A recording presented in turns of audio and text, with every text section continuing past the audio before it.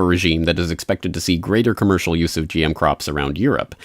The long story short here, for those who don't know, is that there have been recent changes to EU law that allow countries across the EU to allow GM crops to be planted in their territory in contravention of long-term and widespread bans on GM crops in Europe. So that's all being turned around at the behest of industry, biotech, and other industry, agribusiness industry. And that is basically opening the floodgates. And in London, the government at Westminster is already signaled that they plan to allow cultivation of GM crops, such as oilseed rape in England, despite opposition from consumers and environmental groups. So basically, despite everyone's opposition, we're going to do it anyway because it benefits our biotech cronies. And that's exactly what's happening now. But in contravention of that trend, there are countries like Scotland that are stepping up to the plate to say that they are going to continue a blanket ban on GM crops. More information can be gleaned from news.scotland.gov.uk, where Rural Affairs Secretary Richard Lochhead has talked about this genetically modified crop ban, why it is in place, and how they're going to continue to use the precautionary principle in relation to GM crops, and intend to take full advantage of the flexibility allowed under these new EU rules to ban GM crops from being grown in Scotland. So, all of you whiskey drinkers out there, please raise a glass of scotch. For the meat eaters, please raise a forkful of Aberdeen Angus beef, although make sure it's actually from Scotland, and celebrate. This is cause to celebrate, and for those who don't know why this is cause to celebrate, well, obviously there is growing concern, even among the scientific elite, about the various types of ways that genetic modification is happening, not only in crops, but now even in wildlife, with gene driving, like we talked about in a recent New World Next Week, and a warning letter that has been written by various scientists, basically saying that this is very likely to produce some extremely large and uncontainable consequences for the environment. So there are things like that. But of course, more importantly, I think, is the fact that the entire gene revolution, as it's called, as opposed to the green revolution of the agribusiness world, the gene revolution of the biotech industry was funded, demonstrably funded into existence by hundreds and hundreds and hundreds of millions of dollars of grants from the Rockefeller Foundation, the Ford Foundation, the Bill and Melinda Gates Foundation, the other big name foundations by the big name oligarchs who serve to benefit from this system in a number of different ways, not only the various ways that they can control the food supply, generally speaking, with it, but of course also the profit incentive of Terminator seeds and all of that type of technology. So all of that is reason why we should be cautious and should be applauding countries like Scotland in their GM crop bans. I will have more to say about the business of biotech in this weekend's International Forecaster, but let's just highlight some of the other data points in this trend. For example, last year we saw Russia will not import GMO products, where we had Prime Minister Dmitry Medvedev talking about how this is a big country and we don't need to grow genetically modified foods. We have enough space and resources to produce organic food. The money quote here: if the Americans like to eat GMO products, let them eat it then. We don't need to do that. We have enough space and opportunities to produce organic food. So there are countries like Russia and others that have banned and implemented various types of bans and restrictions on GMO foods. It is bewildering to try to keep track of it all. So you can go to a website like gmo-free-regions.org, where they have this comprehensive map centering on Europe with all of the different countries, talking about the different restrictions.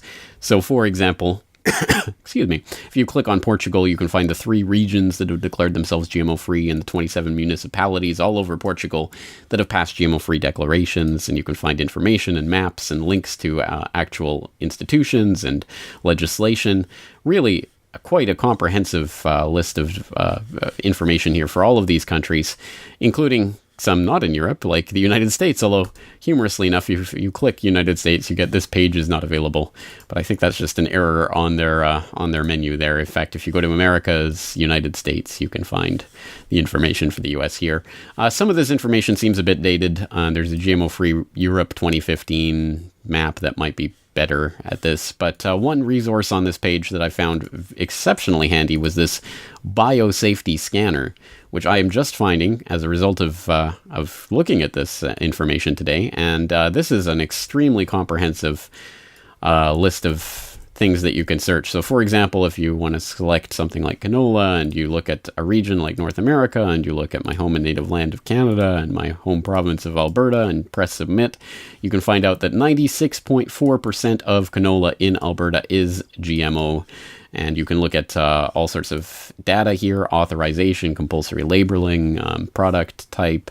You can look by particular strain and patent. You can look at the evaluation index, conventional seed imports. They have all sorts of links to the actual legislation and the Canadian Food Inspection Agency and all of these types of resources here. An extremely large and comprehensive database here that, if nothing else, should give you an idea of just how mind-boggling it is to try to sort through all of this information to find out what different crops have been approved and in what places and at what times and what foods they're likely to end up in, to the point where you start to realize that in certain places, like North America, it is virtually impossible to be completely GMO-free unless you are growing everything yourself from heirloom seeds. So again, this is an interesting resource and something I suggest people will check out. Of course, I'll put the link in the show notes for this episode.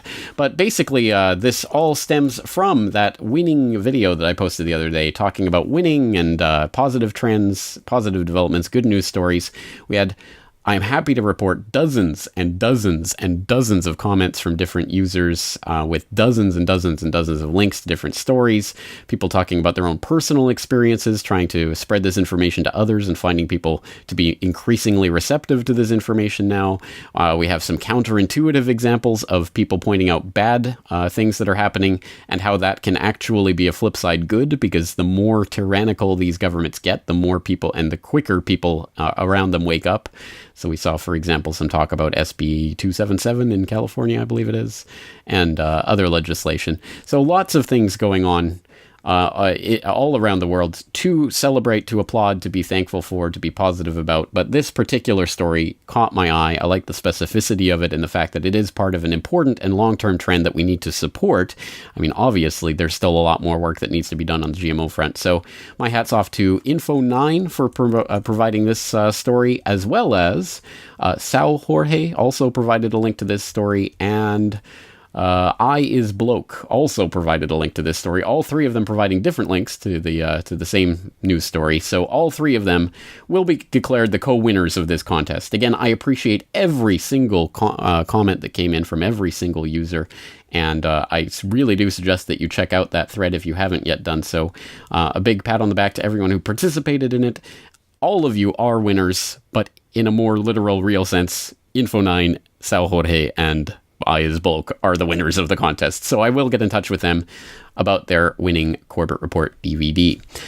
All right, once again, something to applaud, something to be thankful for. If you have more ideas for winning stories, positive developments, things of that nature, you can, of course, always send them our way to myself and or James Evan Pilato at MediaMonarchy.com via Twitter, through the Good News Next Week hashtag, or through our respective contact forms or email addresses. Please do keep the good news stories coming in. We do try to highlight something every single week that is a positive development, because, again, all doom and gloom all the time is not good for our psyche, and it is important that we do look to and applaud and celebrate and try to emulate these types of victories when they happen. Again, a lot more work